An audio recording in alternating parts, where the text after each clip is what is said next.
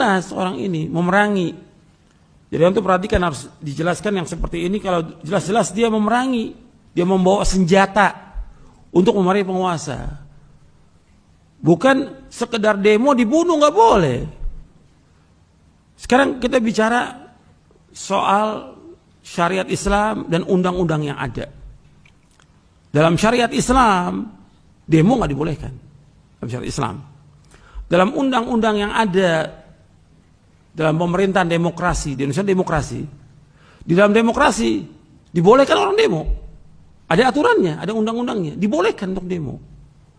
Bahkan penguasa mengatakan minta di demo, kalau nggak demo kan nggak tahu dia di mana kesalahannya.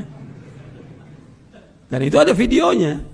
Jadi penguasanya minta untuk di demo, karena apa? Dia nggak tahu kalau dia tidak demo, di mana kesalahannya. Undang-undang ada, mereka undang-undang ada. Nggak boleh dia dibunuh, karena dibolehkan untuk undang-undang untuk demo. Kalau syariat Islam nggak boleh demo, tidak boleh. Apakah demo damai atau yang lain nggak boleh dalam Islam. Ini syariat Islam kita bicara. Sekarang ini undang-undang nggak boleh kan, ketika demo itu diizinkan. Sebelum demo ada izin atau tidak? Ada izin.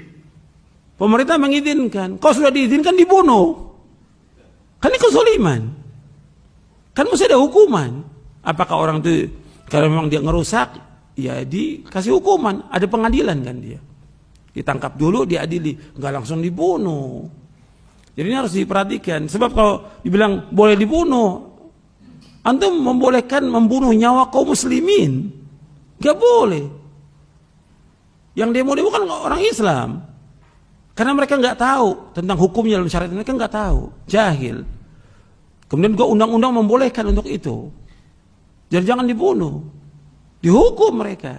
Kalau memang mereka salah, melanggar ketentuan dari undang-undang itu, dihukum. Enggak langsung dibunuh. Kalau sekarang kan enggak. Main bunuh aja, enggak boleh dalam Islam. Ini nyawa kaum muslimin. Kan seperti membunuh semua orang. Antum ketika bunuh orang, ini kerusakannya besar. Pertama, antum membuat keluarganya jadi apa? Anak-anak jadi apa? Yatim.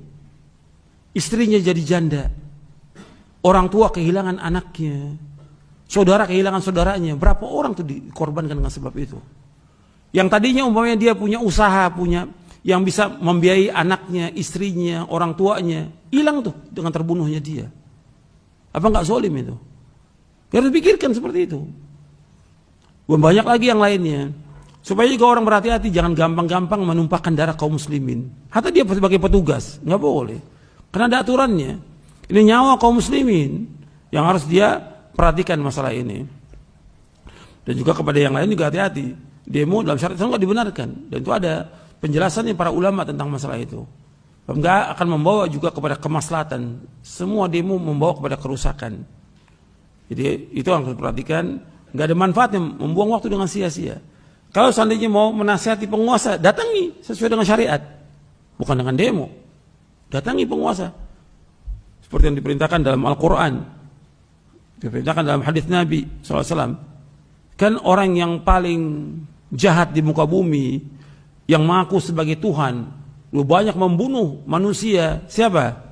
Firaun. Allah menyuruh Nabi Musa, Nabi Harun mendatangi Firaun, menasihati Firaun. Ini paling zalim itu. Mengatakan dia sebagai Tuhan, ana rabbukumul a'la. Allah mengatakan kepada Nabi Musa dan Nabi Harun, idhaba ila fir'auna innahu tagha faqula lahu qawlan layyinan la'annahu yatadhakkaru Aisyah. Adalah kaum pergi, datangi Firaun itu. Kemudian katakan perkataan yang lemah lembut agar dia ingat atau dia takut kepada Allah. Jadi disuruh mendatangi, mengingatkan, bukan dengan kasar, bukan dengan caci maki kepada penguasa, nggak boleh. Mencaci maki penguasa nggak boleh. Depan umum atau menjelek-jelekan dia nggak boleh dalam Islam. Ini Firaun, tagut, tetap Nabi Musa dan Nabi Harun disuruh datangi Firaun, kemudian menasihati dengan cara yang baik. Disuruh untuk mengucapkan kalimat la ilaha illallah. Kemudian dinasihati dengan baik untuk takut kepada Allah. Jadi seperti itu Islam. Saya pikir cukup sampai di sini. Kajian kita mudah-mudahan bermanfaat.